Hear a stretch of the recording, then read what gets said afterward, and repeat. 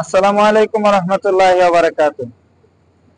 যারা আমাদের চ্যানেল দেখছেন তাদের উদ্দেশ্যে বলছি, আজকে আমার টপিক সেট হচ্ছে গিয়া আমি 2 ইঞ্চি পাইপের মধ্যে জিটিএডব্লিউ এর মধ্যে কত কারেন্ট এবং গ্যাস সেটিং সম্বন্ধে কথা বলবো। আর আমি বলতেছি অনেক welding technical and training centre, আপনারা জানেন যে এখানে আমরা 3টা কোর্সের মধ্যে এরকম ক্লাস করাই এবং 3টা কোর্স করাই, এসএমএডব্লিউ, জিটিএডব্লিউ এবং এফসিএডব্লিউ। তো আজকে আমি এখানে যে দুই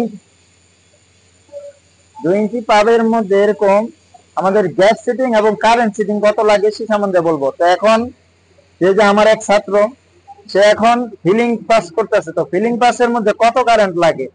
এখানে সাধারণত আমরা এখানে জানি যে আমাদের নির্দিষ্ট একটা রেঞ্জ আছে।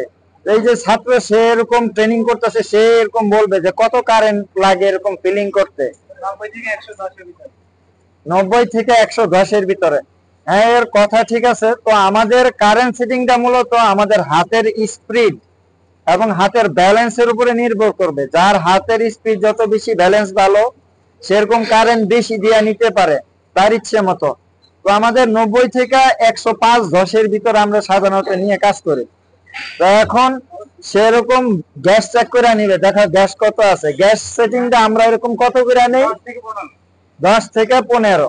ঠিক আছে, এখন আমাদের গ্যাস আছে 15-র মধ্যে আছে। তো আমরা 10 থেকে 15-র মধ্যে নিয়ে নিব, যাতে এটা 15-র বেশি যদি চলে যায় তাহলে আবার মেটালটা ঠিক মতো হয়তো এটা ওই পাইপের মধ্যে বসবে না। এই জন্য আমার 10 থেকে 15-র মধ্যে গ্যাস সেটিংটা রাখতে হবে।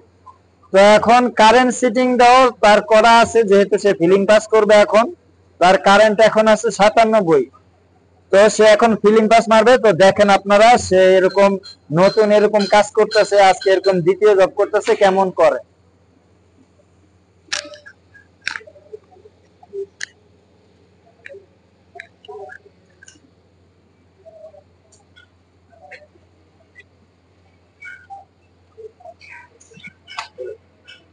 তো দেখেন বন্ধুরা, যে সেরকম 6G পজিশনে এরকম 2 ইঞ্চি পাইপের 40 শিডিউল পাইপ, তো এর মধ্যে সে ফিলিং পাস করতেছে।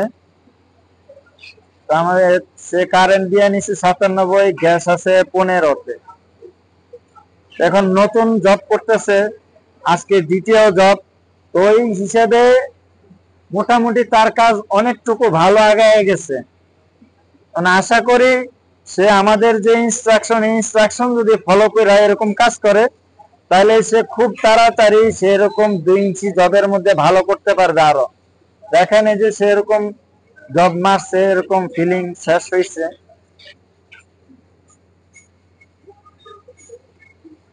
তো বন্ধুরা, যারা এরকম আমাদের এরকম সেন্টারের মধ্যে, ওয়েল্ডিং সেন্টারের মধ্যে এরকম ভিজিট করতে চান, তারা আসবেন। যারা নতুন আছেন তারা আসবেন, আইসা দেখবেন।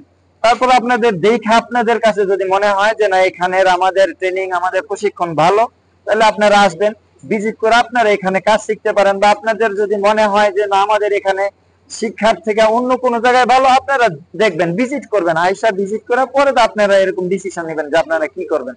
তো ঠিক আছে, ধন্যবাদ সবাইকে, সবাই ভালো থাকবেন।